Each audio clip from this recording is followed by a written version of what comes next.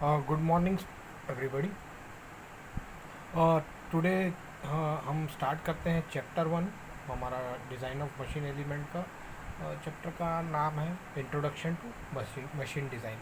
जैसे कि हमने सिलेबस लास्ट वीडियो में डिस्कस किया था कि ये जो पहली यूनिट है ये थ्योरेटिकल यूनिट है काफ़ी कुछ हद तक, और इसमें हम जो डिज़ाइन मशीन डिज़ाइन क्यों करते हैं, इसके क्या एस्पेक्ट्स हैं, रिक्वायरमेंट्स क्या है, what is factor of safety, ये सारी चीज़ों का हम एक के बाद एक अध्ययन करेंगे।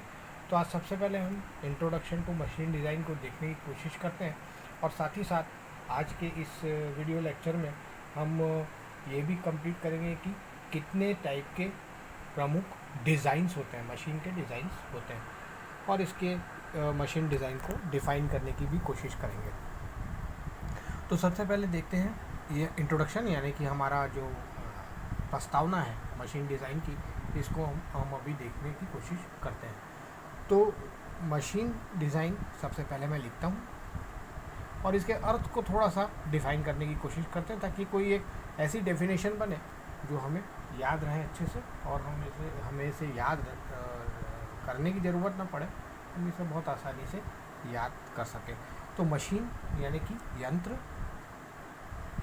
ज़्यादा हिंदी विच्छेद नहीं करेंगे, और मशीन को हम लोग मशीन ही कहते हैं, यंत्र बहुत कम कहते हैं। But to make a clarity इसको हम इस तरीके से समझने की कोशिश करते हैं ताकि हमें अच्छे से समझना है। डिज़ाइन को हम रचना या बनावट कहते हैं, रचना या बनावट, but most of the time हम डिज़ाइन को डिज़ाइन ही कहते हैं। तो हम क्या पढ़ने जा रहे हैं, बेसिकली हम पढ़ने जा रहे हैं मशीन डिज़ाइन। तो मशीन डिज़ाइन सबसे पहले ये देखने की कोशिश करेंगे कि मशीन क्या है। मैं इस तरीके से लिखता हूँ मशीन।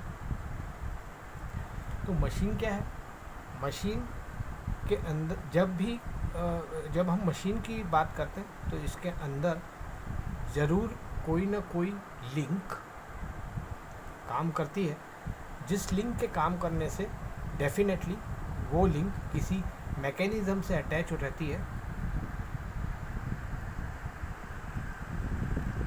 और मैकेनिज़्म किसको चलाता है, मशीन को चलाता है। ज़रूरी है कि वो, ज़रूरी नहीं कि हर मैकेनिज़्म लिंक से ही रिलेटेड हो, लेकिन हाँ वो किसी न किसी लिंक मैकेनिज़्म पर ही निर्धारित रहेगा। जब इस तरीके की पोजीशन रहेगी तो हम उसे मशीन कहते हैं। फॉर एग्ज़ाम्पल, बहुत एक शॉर्ट एग्ज़ाम्पल लेते हैं मशीन का। सपोज़ हमारे पास एक सीढ़ी है। ऑफ कोर्स ये सीढ़ी सिविल स्ट्रक्चर की नहीं बनी है, हमने एंगल, चैनल, और जैसे मैन्युफैक्चरिंग प्रोसेस में आपने कई प्रोसेस, सेकेंडरी प्रोसेस के तहत आपने कई आयरन, एंगल्स, चैनल, इन सब के बारे में अध्ययन किया है। तो उसकी सहायता से हमने ये एक सीढ़ी का स्ट्रक्चर डिसाइड किया, बनाया। तो अब इसमें कोई लिंक नहीं है, नो लिंक्स। हाँ, दो ये आयरन का स्ट्रक्चर है। सेम फैशन में यदि इसी सीढ़ी को हम एक एक्सकलेटर, जो स्वचालित सीढ़ी बोलते हैं, तो हम इस स्वचालित सीढ़ी यानी एस्कलेटर को हम डेफिनेटली क्या कहेंगे, मशीन कहेंगे।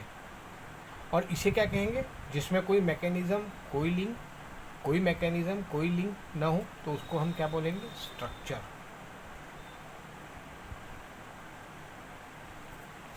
तो अब हम ये समझ लेते हैं कि हम मशीन डिज़ाइन, इस सब्जेक्ट, पर्टिकुलर सब्जेक्ट में हम किसकी बात कर रहे हैं, हम ऐसे यंत्रों की बात कर रहे हैं जिसके अंदर डेफिनेटली कोई लिंक होगा, कोई मैकेनिज़्म होगा, कोई मूविंग पार्ट होगा, मे बी रोटेटिंग होगा, लेकिन लिंक जरूर रहेगा। If there is no link we can not call it as a machine. और यदि लिंक नहीं है तो वो क्या कहलाएगा, स्ट्रक्चर। तो दो तरीके की चीज़ें हो गई, एक हो गया मशीन और दूसरा स्ट्रक्चर। स्ट्रक्चर में no link, no mechanism, machine में link and a mechanism. Mechanism यदि डिफाइन ना हो तो भी लिंक का रहना बेहद महत्वपूर्ण है, तभी हम इसे मशीन कह सकते हैं। तो ये मशीन और स्ट्रक्चर, इन दो को डिफाइन, हम इन दोनों को लिखते ही हमारी जो डेफिनेशन है वो हमारी बहुत आसानी से तैयार हो जाती है। तो हमारी डेफिनेशन कैसे तैयार होती है, इस मशीन डिज़ाइन को डिज़ाइन को डिफ़ाइन करने के लिए। तो इसकी मैं इसकी डेफिनेशन डिज़ाइन लिखने की प्रयास करता हूँ, आप भी समझिए। देखिए कितना आसान है। Machine design is an art of designing machine and structure। Machine and structure, यानी कि मशीन डिज़ाइन के अंतर्गत हम क्या क्या डिज़ाइन करते हैं। मशीन तो डिज़ाइन करते ही हैं, साथ ही साथ स्ट्रक्चर को भी डिज़ाइन करते हैं। लेकिन ध्यान रहे, ये स्ट्रक्चर सिविल स्ट्रक्चर नहीं है। सिविल स्ट्रक्चर यानी कि सीमेंट, ईंट, गारा, मिट्टी, ईंट, रेती, इनका प्रयोग करते हुए हमने नहीं बनाया। ये स्ट्रक्चर हमने बनाया है metal part, mile steel part के डिफरेंट पार्ट्स को यूज़ करते हुए, एंगल चैनल से एंगल चैनल कास्टिंग के द्वारा हमने यदि कोई स्पेशल डिज़ाइन पार्ट्स बनाया हो तो उन सब को असेंबल करके हम ये स्ट्रक्चर बनाते हैं। तो मशीन डिज़ाइन जो है वो मशीन को भी डिज़ाइन करता है एज वेल एज स्ट्रक्चर को भी डिज़ाइन करता है। तो ये मशीन डिज़ाइन, यदि आप सब्जेक्ट पढ़ रहे हैं और आप डिज़ाइनिंग प्रोसेस के द्वारा इसको बनाने की कोशिश कर रहे हैं, तो ये ध्यान रखेंगे कि आपको इस सब्जेक्ट को पढ़ने के लिए कुछ सब्जेक्ट्स का बेसिक नॉलेज या एटलीस्ट प्राइमरी या एडवांस लेवल पर बेहद ज़रूरी है। तो कौन कौन से सब्जेक्ट्स हैं जिनसे मिलकर यह मशीन डिज़ाइन सब्जेक्ट बना है, उसको भी देख लेते हैं। यानी कि मशीन डिज़ाइन के लिए आपको मैथमेटिक्स, मैकेनिक्स, खासकर इंजीनियरिंग, मैकेनिक्स, इंजीनियरिंग ड्राइंग,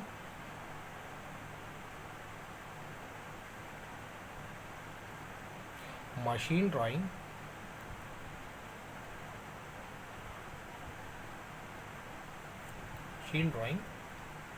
इसके अलावा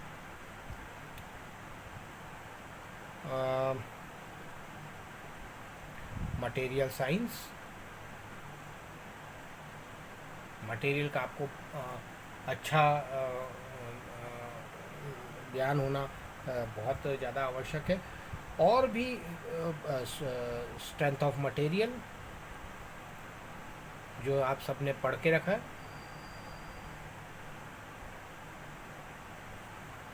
और अन्य विषयों का ज्ञान होना बेहद ज़रूरी है, क्योंकि इन सब को ही मिलके आप डिज़ाइनिंग प्रोसेस को एक सही तरीके से परिभाषित कर सकते हैं, और साथ ही साथ आप इसमें कमांडिंग लेवल तक आप डिज़ाइन कर सकते हैं। डिज़ाइन हम एग्जैक्टली करते क्यों हैं? दो चीज़ों के लिए मुख्यतः हम अभी ये सब्जेक्ट स्टार्ट किए हैं, इंट्रोडक्टरी लेवल पर हम हैं, तो हम सिर्फ दो चीज़ों के लिए मशीन डिज़ाइन का अध्ययन करते हैं। पहला, if to increase efficiency of machine, दूसरा कॉस्ट कटिंग। इन दोनों के लिए हम मशीन डिज़ाइन का अध्ययन करते हैं। देखिए, to increase efficiency of machine यानी एग्जिस्टिंग मशीन है, आप उसमें कुछ उसकी इफ़िशियंसी यानी दक्षता में कुछ बढ़ोतरी करना चाहते हैं तो आप मशीन डिज़ाइन का प्रयोग करेंगे। या एग्जिस्टिंग मशीन है और उससे निकलने वाले प्रोडक्ट की कॉस्ट बहुत ज़्यादा है, तो हम उसकी कॉस्ट को कम करना चाहते हैं, इसलिए मशीन डिज़ाइन का प्रयोग करेंगे। अदरवाइज यदि ये दोनों सेटिस्फैक्ट्री है तो हम मशीन डिज़ाइन का अध्ययन बिल्कुल नहीं करेंगे किसी भी मशीन पर, और जैसा चल रहा है हम उसे वैसे ही चलने देंगे। तो आइए देखते हैं और किस तरीके के मुख्य डिज़ाइन प्रोसेस होते हैं।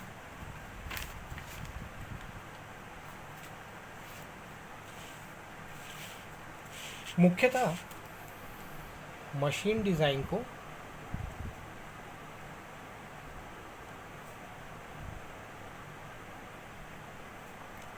4 भागों में या पार्ट्स कह सकते हैं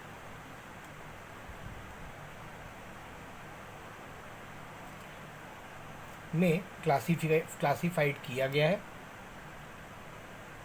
तो मशीन डिज़ाइन का एक क्लासिफिकेशन कह सकते हैं, क्लासिफिकेशन ऑफ मशीन डिज़ाइन। पहला क्लासिफिकेशन है जिसका नाम है रेशनल डिज़ाइन। ये क्या है इसको देखने की कोशिश करेंगे। और दूसरा है एम्पिरिकल डिज़ाइन। पहला है रेशनल डिज़ाइन, दूसरा है एम्पिरिकल डिज़ाइन। रेशनल डिज़ाइन का मतलब है तर्क संगत।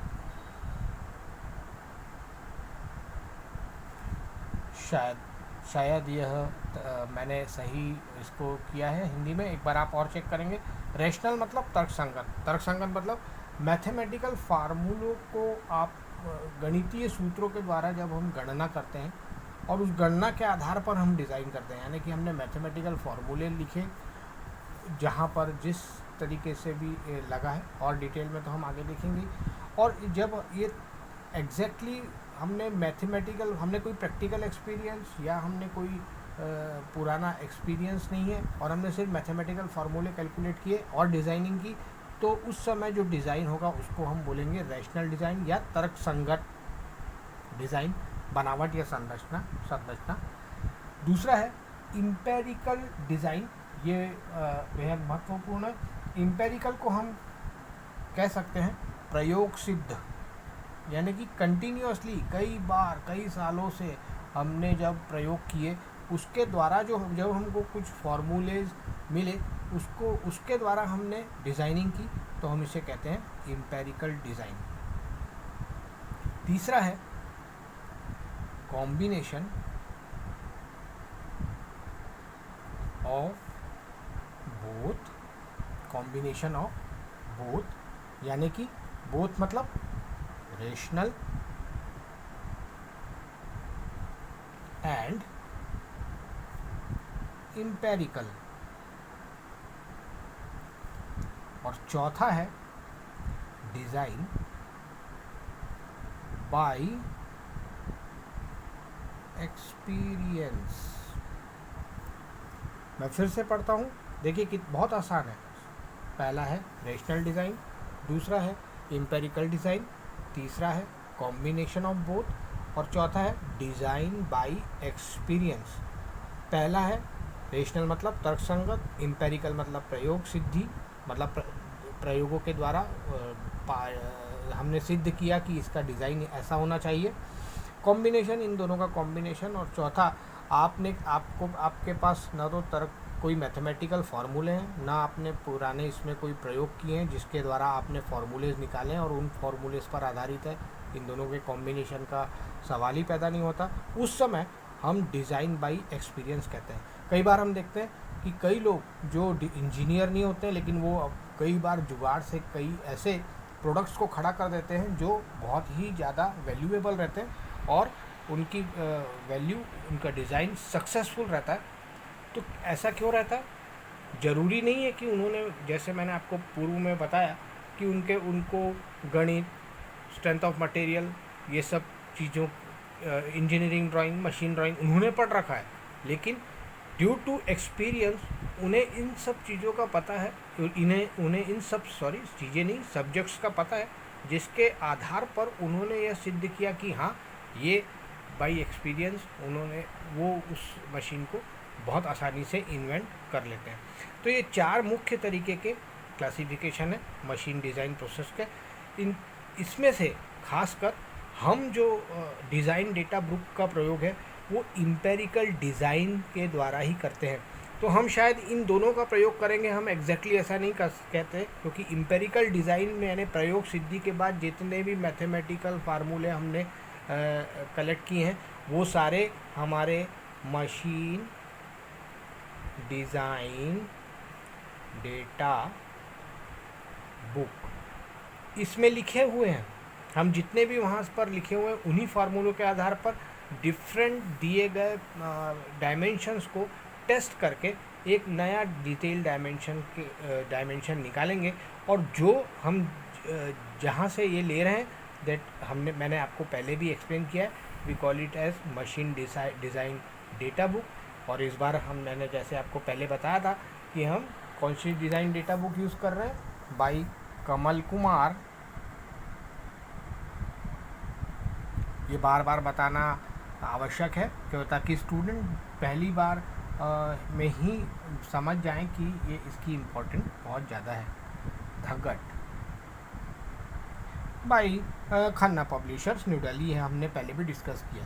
तो जैसे ही हम डिज़ाइन डेटा बुक खोलते हैं, सपोज़ हम एक एलिमेंट को देखने की कोशिश करते हैं, उसके सारे फार्मूले उसमें लिखे हुए हैं डिज़ाइन डेटा बुक में, तो वो क्या है, वो इम्पेरिकल डिज़ाइन है, ऑलरेडी प्रयोग सिद्ध किया हुआ है क्योंकि तो इसका ये डिज़ाइन होगा। उस डिज़ाइन के फार्मूले को हम लेते हैं, दिए गए पैरामीटर्स के अनुसार, क्वेश्चन के अनुसार, हम उसमें रख कर उसको प्रयोग द्वारा सिद्ध करते हैं कि हाँ, जो हमने आंसर निकाला है वो दिए हुए डिज़ाइन के अनुसार बराबर फिट बैठता है। तो यही है इम्पेरिकल डिज़ाइन। तो जो अब यदि डिज़ाइन डेटा बुक के अंदर यदि कोई पैरामीटर्स दिए हुए हैं पहले से, तो हम उसको क्या बोलेंगे, इम्पेरिकल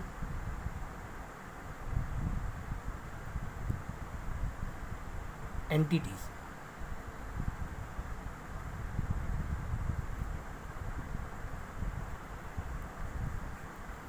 इसको और डिटेल में देखें नेक्स्ट वीडियोस में, और भी देखेंगे जब हम डिज़ाइन डेटा बुक का प्रयोग एलिमेंट्स को डिज़ाइन करने के लिए करेंगे। फ़िलहाल अभी मैं समअप करता हूँ। हमने आज क्या देखा, हमने इस वीडियो में हमने क्या किया, इसको समअप करते हैं जल्दी से। हमने देखा कि what is machine, what is structure, कौन कौन से सब्जेक्ट्स की हमको ज़रूरत पड़ती है, और क्यों मशीन डिज़ाइन क्यों करते हैं। सिर्फ इन दो बिंदुओं के पर आधारित रहता है। पहला, to increase the efficiency of machine, मतलब एग्जिस्टिंग मशीन में की इफ़िशियंसी बढ़ाने, और cost cutting.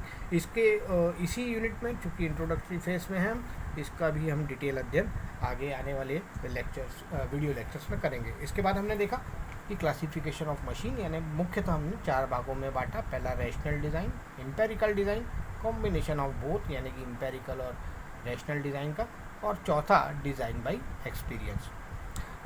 Thank you for your kind attention.